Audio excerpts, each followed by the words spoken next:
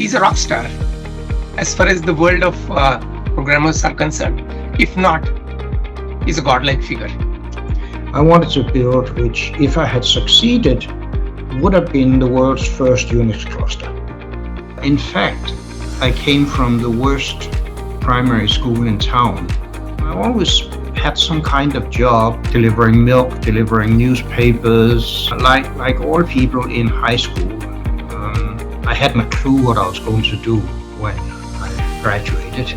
There are people who don't like to think and would rather do drudge work, and they should be a bit worried about AI. Welcome to this episode of KPIT STEM Dialogues. We are extremely happy, and it's our pleasure and honor to have today amongst us Dr. Stroustrup in this edition of KPIT STEM Dialogues. So Dr. Stroustrup, welcome to this episode of KPIT STEM Dialogues, and thank you for accepting our invitation. I have also with me today Sriram ji, who is our chief architect at KPIT. Let me just talk a bit about his background because it's extremely interesting, and it weaves together work in academia as well as in industry. So he's currently the professor of computer science at Columbia University. Before that, he was the managing director of Morgan Stanley Technology. Before being with Morgan Stanley, he was with Texas A&M and with Bell Labs. Dr. Stroustrup did his graduate education, his bachelor's and master's in Denmark, and his PhD in Cambridge University. Dr. Stroustrup's contribution to the computer science has been recognized through many accolades and awards, actually too numerous to be enumerated in this one episode here. But let me just highlight a few. He has been the winner of the very famous Draper Award, Draper Prize, which has been given by the US National Academy of Engineering. It is like the Nobel Prize for engineers, the highest prize that one can get. He has also been the recipient of the Faraday Medal. He has been the recipient of the Computer Pioneer Award by the IEEE. He has been recognized by the Electronic Design Hall of Fame. And his books on C++ are really like the main textbooks. Millions of students around the world have used those books. I have a few questions for you. You come from a background from a small city in Denmark by Indian standards. It's about 300,000 people. And you also come from a working class family. The kind of background that millions of students in this country have.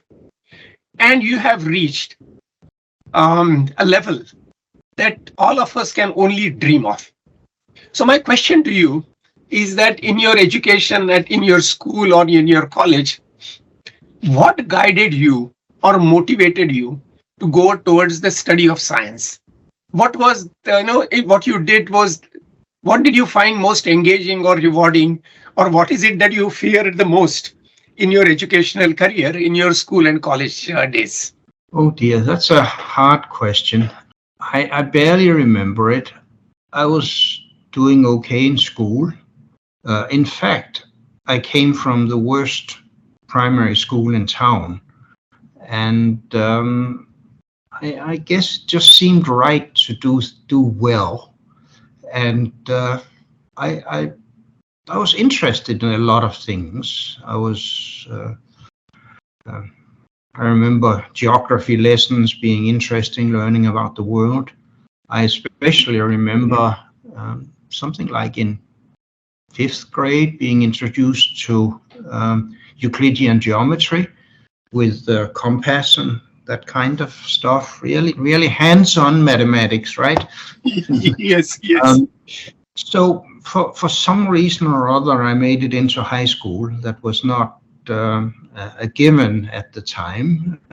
My teachers must have seen something, and I went to high school. From my school, it was not common. This was a big year. We had 7 out of 120 that went to high school, and this was done by teachers' recommendation, I have actually never sat a multiple choice test in my life. That was not the way it was done. There was a lot of trust, and there was a trust in the teachers, and well, so I went there and learned things. But in the meantime, I always had some kind of job to get some pocket money, delivering milk, delivering newspapers, and when I came into university, as soon as I learned how to program, I paid for the rest of my education through that.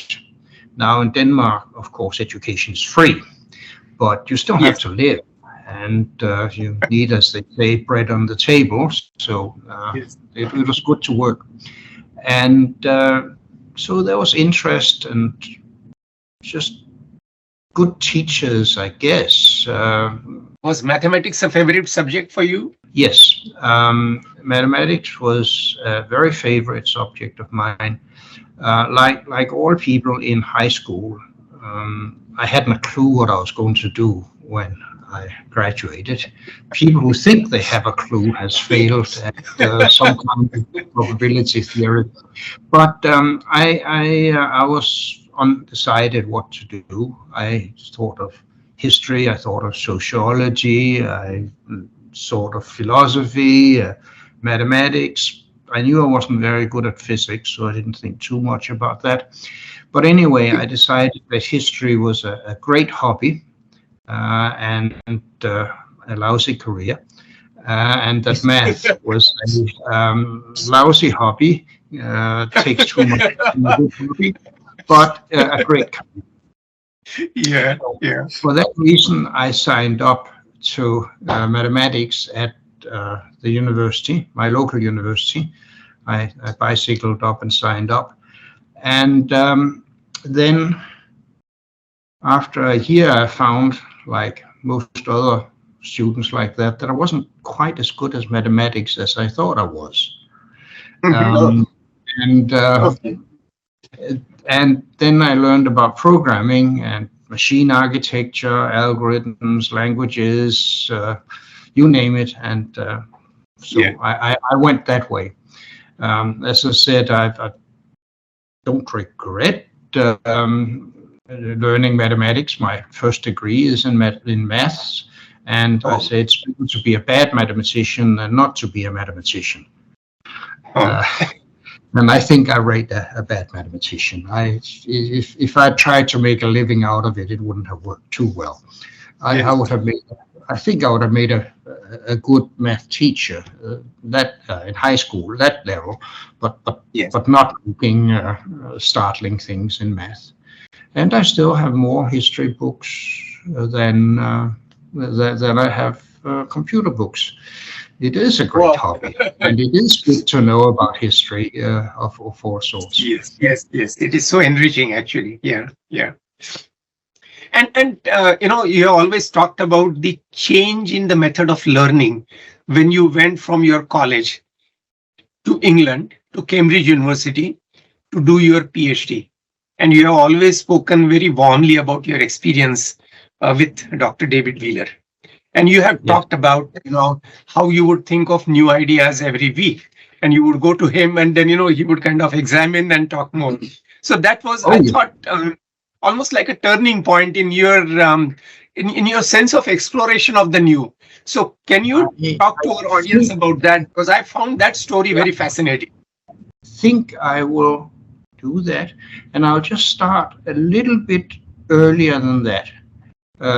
My teaching, being taught in Aarhus, was very classical. There's lectures, there's teaching assistant sessions, there's homework and all of that, fairly standard.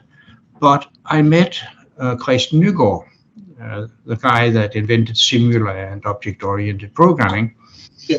And he was a visitor at the university. So he came about once a month, and it turned out that I had an office just down the stairs from the room to the guest room. And so basically it became a habit. He comes in, stick his head into my office and says, roughly round up the usual suspect. So my job was to find a bunch of students to take up to talk to him. So we went up there and we talked with Christian. The problem is you don't get much to say with Christian. Christian lectures. He just is full of ideas and they burst out of him. And so you sit there and maybe you get to ask a question or two, but mostly you listen. And that's a very different kind of teaching. It's more like telling stories. He was always telling stories about problems he had encountered and solutions that had and what they worked and where they didn't and which people and organizations he liked and didn't like and things like that. That was very interesting. And then when I came to Cambridge, it turned out that David Wheeler was using a similar technique.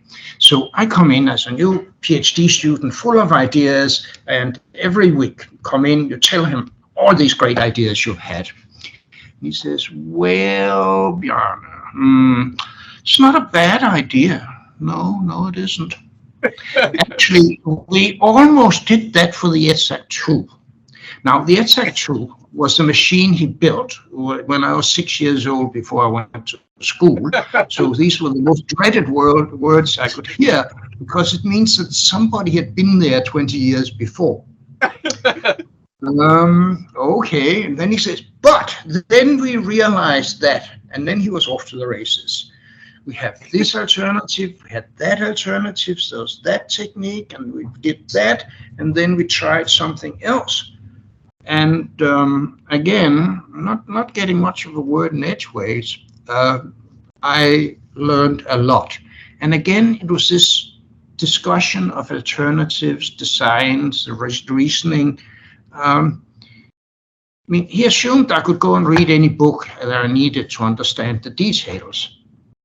If you wanted a language, you went and learned it. If you wanted some part of math, you went and read it up. You were supposed to do that. You're a PhD student. You can do that. But what he gave me was sort of the way scientists, the way engineers thought. And after a year, I came in. Usually after an hour like that, you're about this tall. Anyway, so after about a year, I came in with a great idea. And he says, yeah, that might work. Wow. We'll spend the next 2.5 years doing it. That was how it went. But I think there's a lesson here. Straight lecturing is good for delivering facts. It's not all that good for delivering how to think about things. And to learn how to actually be a scientist and engineer. All the techniques you're supposed to be able to pick up. That was the Cambridge attitude, which sort of, well, it worked in Cambridge. I'm not sure it works everywhere, but it was fun. Yeah, no, that's very interesting. Sheila, you have... Yes, sure. So leading on the same lines, Dr. Stroustrup, is there a story behind the genesis of C++? We know, I mean, Simula 67, the object orientation concept motivated from there, and then C is a language which was very flexible and significantly being used in that time when you were developing this. Is there a story? Was there any obstacle or a discomfort with using C or Simula that inspired you to actually create C++? Yes. We can actually go back to what I was talking about before. I mean, Christian Nygaard invented object-oriented programming in Simula. I tried to use Simula for my work in Cambridge and got rather good at that kind of work long before it was popular. It didn't work too well, though.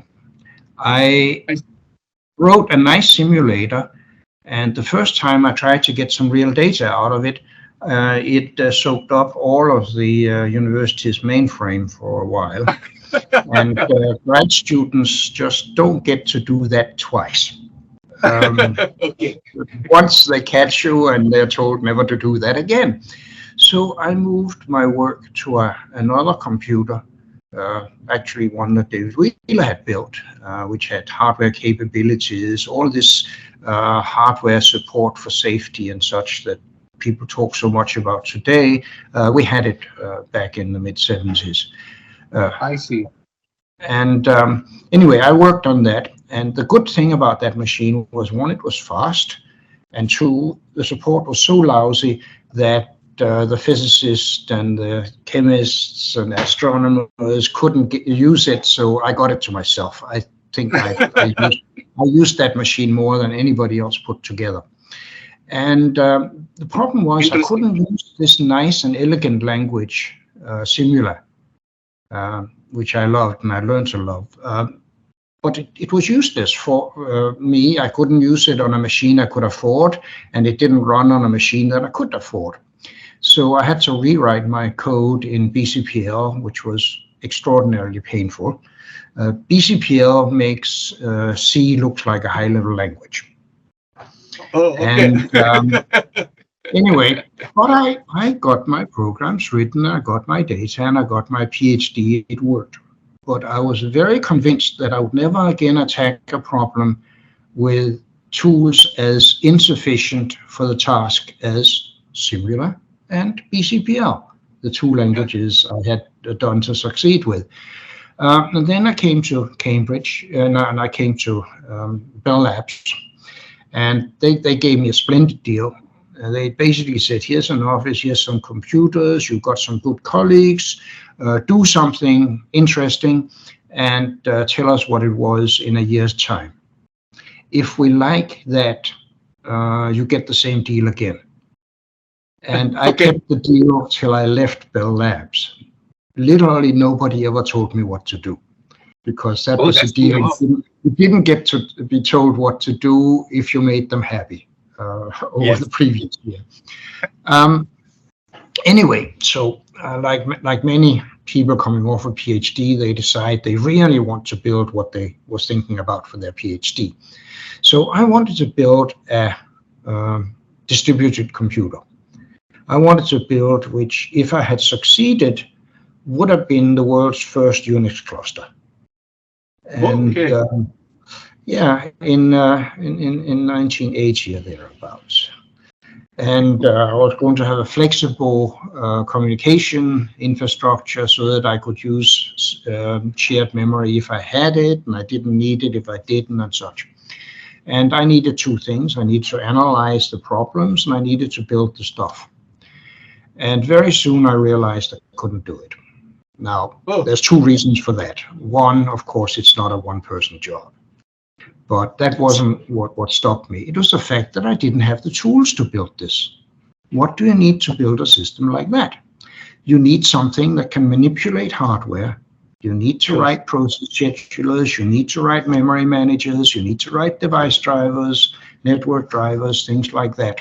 I needed a low-level language for dealing with the hardware. And then, since it's a distributed system I'm looking for, you have code running here, you have code running there. You can't have them. You can't assume they share memory. You can't assume poke pointers into the memory and to give things along.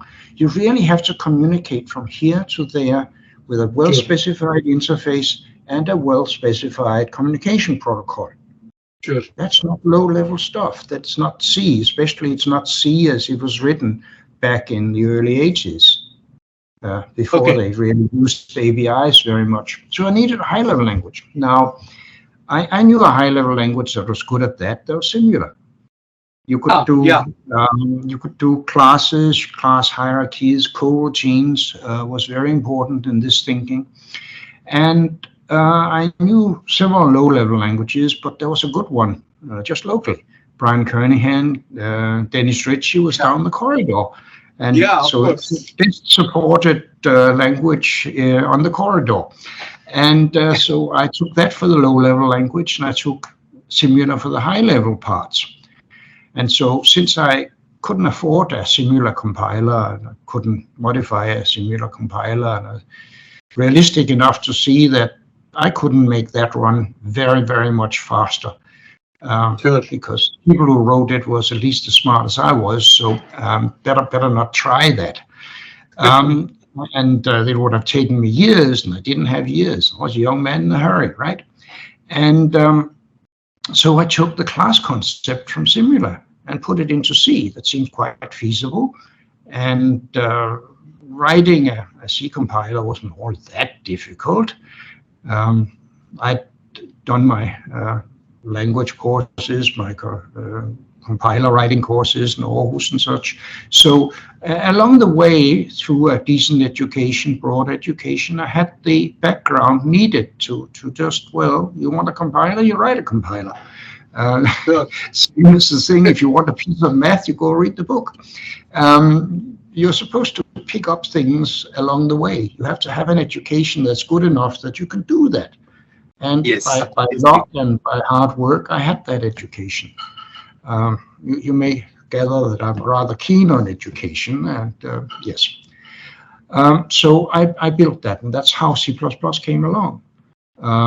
It was first a very simple tool for me to use, but then my colleagues and friends started using it, and I realized that it wasn't good enough, not for the range of problems that I was being faced with. This is Bell Labs. It has more interesting problems than you can have in your dreams as a computer scientist. And so I was forced to broaden and improve the language. And so I wrote that compiler, and I called the language C++ because it was starting to get confusing talking about C with classes, as I'd called it before, and C. Which one are you talking about? It has to have a name. And so that's how that came about. Fantastic. So the language has evolved. There was this era in the early, I would say 2002, 2008, something like that, where it was subdued in terms of evolution. But then since the 3-year cadence thing came in from the committee from C++ 11 onwards, every 3 year there has been a update, a minor update or a major update. And I know I've read about it. You have made so many proposals, you have contributed a lot, and you still are doing it. How do you manage to come up with such concepts? How do you manage to keep the language fresh? Because ideas like a promise, a future, or a concept, concept in C++ 20, those are so natural, so expressive. How do you come up with these ideas? Well, it turns out that I was the one that proposed the features you just said. But basically, you look at the problems. You look at what people are doing with C++, what people would like to do with C++, and you figure out what works and what doesn't, and what's awkward and what's elegant, and you try and strengthen the good stuff and find alternatives to the stuff that doesn't work too well. This is just basic engineering. You need feedback to improve things. You learn and then you fix. And I'm very keen on compatibility. I don't like to break people's code. There's this thing that happens to me again and again and again, probably twice a month. Somebody comes up and says, C++ is too complicated. You have to simplify it. Yes, C++ is too complicated. I agree with that. It would be much nicer if it was a tenth of the size. And by the way, while you are doing that, there's these two features I absolutely need, and I need them now. So put them in while you are at it. Yes, yes. I know this story. I know where this is going. And by the way, I have a million lines of code. Don't break it. Whatever you do, don't break it. This I think of as a trilemma. You cannot do all three things at the same time. So my view is you simplify the use of the language and you support simplified uses of the language, and you keep the language stable so that people who's got 1 million or 500 million lines of code that has to last for a couple of decades don't get annoyed. And so but I go around. I literally went around visiting people. I mean, I was at JPL to see how you build Mars rovers and spaceships. I was at Ford to see how you build cars. I was in banks to see how you transfer money. I was in a small company in Aarhus to see how you make coffee machines. You learn things, and then you look around for ideas for how to solve it. Some of those ideas you can find in your theory books, and you can look at other languages and see how they solve it. And some of them you have to solve more or less on scratch. Like for concepts, I needed something to specify the requirements of a piece of generic code on its arguments. And it seems everybody was building on top of some notion of class, a type vector, type class, or something like that. And it didn't work. That kind of stuff works if you have a single type and you have a homogeneous type system. If you have conversions and implicit conversions and such, it really starts getting very difficult, and it gets expensive because you usually have to go through a jump vector, and then you have to optimize that jump vector away, and you can't do that for more than depth of about 6, and our core chains are much deeper than 6, and then this thing's getting slow. One of my principles for building C++ was no distributed fat, the zero overhead principle. If you have a language feature, you shouldn't be able to do the equivalent with lower level features faster. Because if you can, people will, and they'll get the bugs from using the lower level features. So together with Gabby Reyes, we attacked this problem with concepts. And we decided it has to be function-based. We have to be able to compute at compile time questions about types. Now, are you an arithmetic type? Are you an iterator type? And by answering that kind of questions, we can now say exactly which questions has to be answered by a type before it can be used as a template argument. It's really very simple. The only problem, of course, was that we didn't have very good functions to calculate at compile time. So to run at compile time, run in the compiler, and we didn't have very good functions to work on types. Functions works on things like numbers. And so first we got const expr functions, which basically are functions that can be calculated at compile time. So very, very hard to get into C++. People were claiming it was not only impossible to implement, it was also useless. It's the backbone of all the high-performance C++ these days. But back in 2010, where Gabby and I was pushing this, people didn't believe us. Anyway, we got it in C++ 11. I'm sure your code is full of it. And we worked further on that. Some years later, we already had the solution for types, also back in 2006, 7, thereabout. But anyway, we knew where we were going. I have a paper in the Pobble that proves what I'm saying here. Anything I'm saying, you can back up in the publication record. But anyway, we had figured out, so we managed eventually to get concepts in, which is just what I said for numbers, except for types. Exactly. And now we've got a more flexible system, more expressive system than anybody. I agree. You have written 4 books, I suppose, and the last one is the Principles and Practices of Programming in C++. As a beginner, as a programmer, I told you about how I struggled with your book in the initial days. I started my career in '98. As a novice, as a beginner, what is the C++ book that you would advise? Oh, that is Programming Principles and Practice using C++. I am actually busy reviewing it and revising it. So it's right here. there it is. Nice birds on it. And next year,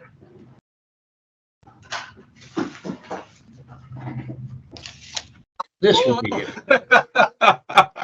And the paper, yeah, this is where I'm working. So that book will actually be half the size of the current version, with the second half being on the web. The organization of that book is there's the basics and there's broadening the view for people wanting more specialized things. And the basics of programming is still a lot. I'm not writing for people who wants to be hobbyists. I'm writing for people who wants to be engineers and be good developers, people who write code for others that others can rely on. And that's not as easy as some people think it is. So, but anyway, that's what I'm aiming for. So coming to your last point about it's not as easy as you think. You see, there is this whole new talk about the usage of AI and ChatGPT in particular about writing programs. And there is this whole conversation that a lot of the work of programming might just go away. And that is worrisome to quite a few of our colleagues whose main job is actually programming. So what do you think about AI and ChatGPT, and where do you think that will fit in the overall scheme of things? First of all, I'm not an AI expert.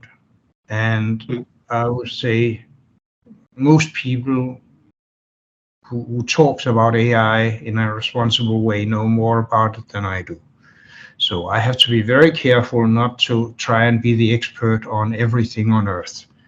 One of the most important things for an expert is to say, I don't know a lot, when they don't, because otherwise they're not trustworthy.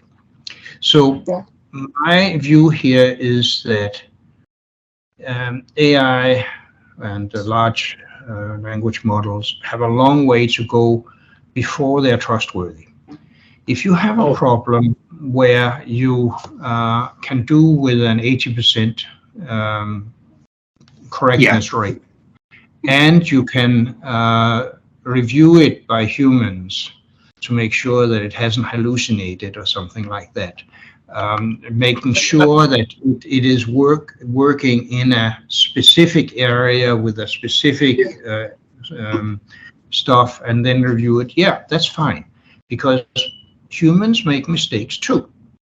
There is the argument, for instance, that self-driving cars kill and injure fewer people than human drivers, because yes, the AI in them is not perfect, but it doesn't get drunk.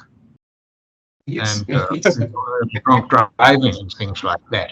So you have to have areas where you are as good or better than humans.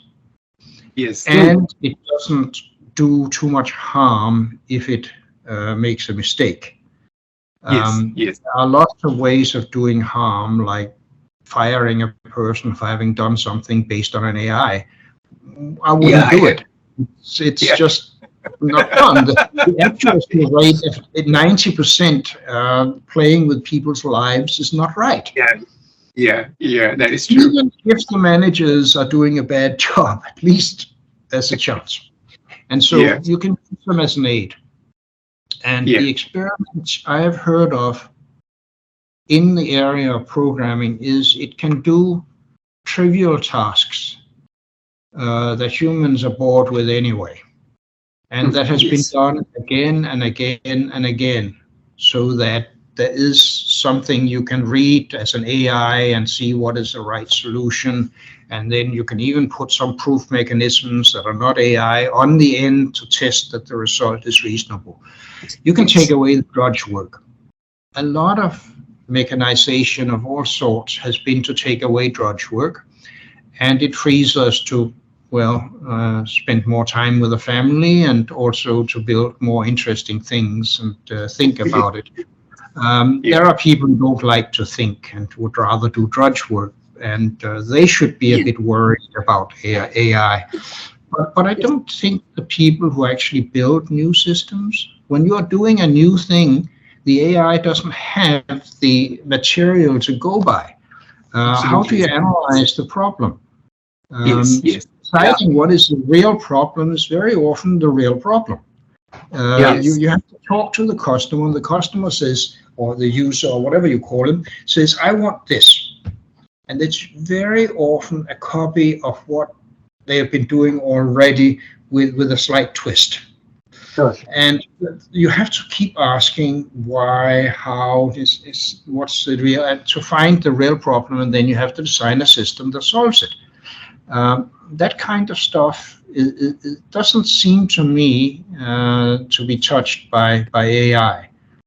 The routine stuff, yes, it will. I suspect, even if when it can't do it today, it'll be able to do it in 5 or 10 years, if it is routine stuff. Right. So, and anyway, you heard my caveats. I am not the great expert on this. I agree. I see that. Sort of, let's say a reasonably well-read layman. Yes. Understood. So, I know that, you have been interested in history, music, travel, trekking. How does all of that contribute to your personality as a scientist? It's an interesting question. I don't think I've had it before. I think there's several aspects to it. For instance, when I'm running, which I should do more of, it keeps me healthy, yes, but it also gets me out of the house. It gets me to think in different ways and think about different things. It helps me stress off. It helps me not to obsess about things.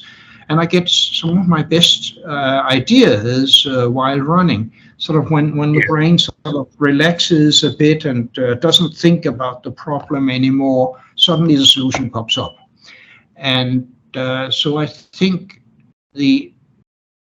certainly the physical activities, the travel and hiking such, has a lot to do with not being too obsessed. It's very easy as a scientist and engineer to be obsessed with the problem you're working on just now. And the physical activities counter that. And that way, that makes you a better scientist and an engineer, because suddenly you have a bigger perspective. History, it's another way of relaxing, it's another way of learning things. But I think I would have been very much worse at dealing with people and understanding people if I hadn't been reading a lot of history. That's interesting. You don't get this idea that everybody is just like you and everywhere is just like where you were brought up. We all have the sort of tendency to believe that normal is what you saw as a kid. And there's more to the world than that. And I think history helps there. And music is just nice. I have my earphones, you saw them there. They are classical level earphones because I listen to them a lot when I do work. And basically, you need to try and be a whole human being, not a machine for solving problems. You have to have a life. If you don't have a life, you burn out. I've seen so many brilliant people burn out because they never did anything but what they were brilliant at. And sort of reading a history book, doing a run and such, means that you're ready for something that takes decades if you keep doing it. And if you don't, well, oh dear, yes. So this is really very, very interesting. This is very interesting and very useful actually for the students who will be watching this program. I hope so. I said something in a different interview some time ago that you should work broadly and you shouldn't work all the time. There was, and I got a fair amount of almost hate mail saying I was recommending young people to be lazy and losing. That's absolutely right. I think I was saying how you could do better things for a longer time, but there was people so obsessed with this being number one all the time that they didn't like to hear this. So tell me, what's a typical day in your life is today and what it was when you were writing C++? Okay, today, most days I go to Columbia to be in my office, to talk to some students, and just to hide away from other things. I have far too much email. Yeah. Yeah, and on a normal day, I spend a couple of hours doing email to all over the world on all kinds of topics. And then I have, of course, I have some meetings, almost always technical. In the fall, I give a couple of courses, design courses mostly. In the spring, I try to travel, and in the winter, yeah, I write books, technical papers. I have to finish a technical paper with the standards committee about safety requirements this week.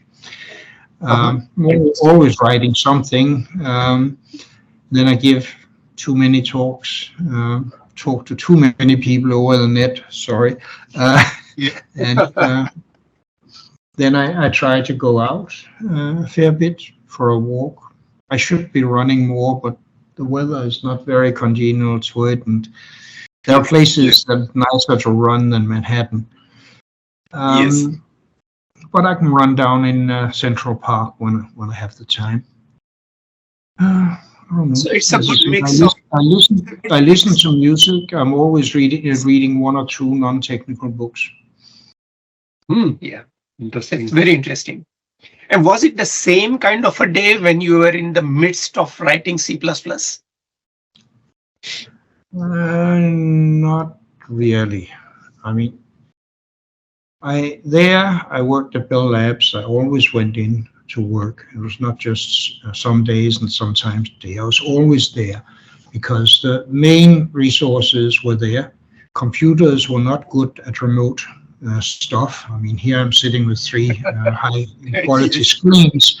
There I had a little screen like that, and it could only do characters. And it took, I think, 2 years before I could get it over a 220 baud phone line from home. You had to go to work.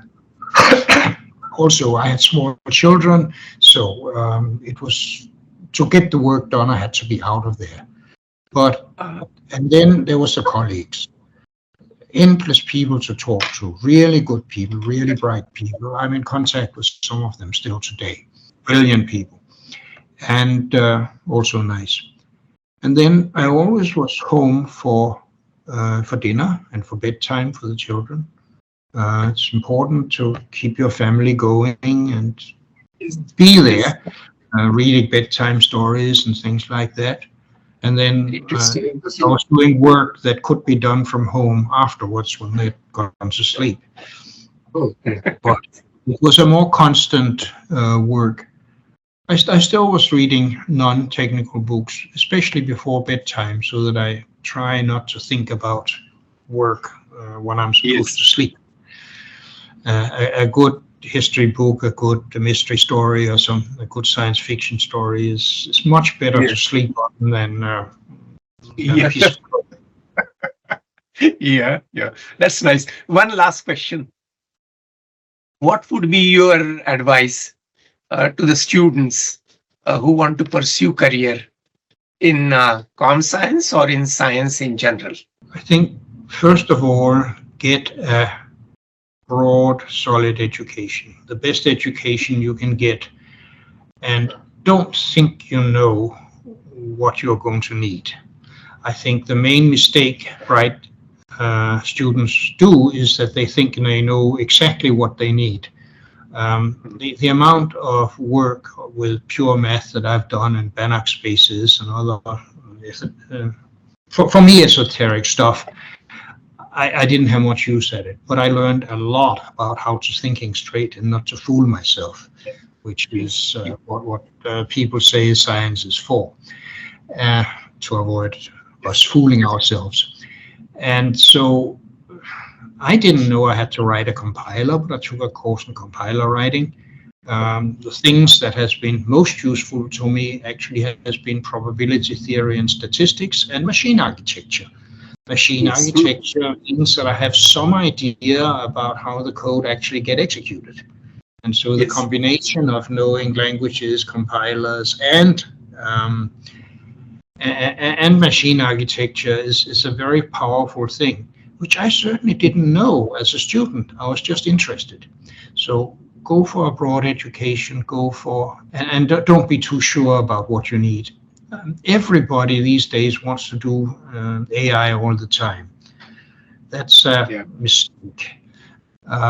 AI will find its place just like everything else, and then most engineers, most computer scientists will be doing other things. There will be a surplus of AI specialists in a few years. Right. Yeah, that's true. That's right. That's true. That's right. Yeah. Okay. And then you will, as usual, need more engineers, more people who understand the machine, more people who understand the usage patterns and things like that. So don't be too certain. And do remember, it's life. It's not the next project. After the next project comes the project after the next project, and so pace yourself. Yes. About learning and reading other things. It's hard to give advice. It's probably even harder to take it. Thank you so much. I think what this last 1 hour has brought to us is the view of not only a scientist but as a very well-rounded and evolved human being. And I think that is something which is very, very relevant for the students of today and the citizens of tomorrow. Thank you so much. Thank you so much for your time. On behalf of all our readers and listeners and audiences, I want to really thank you from the bottom of my heart. Okay. Thank you, and have a wonderful day. Thank you. Thank you.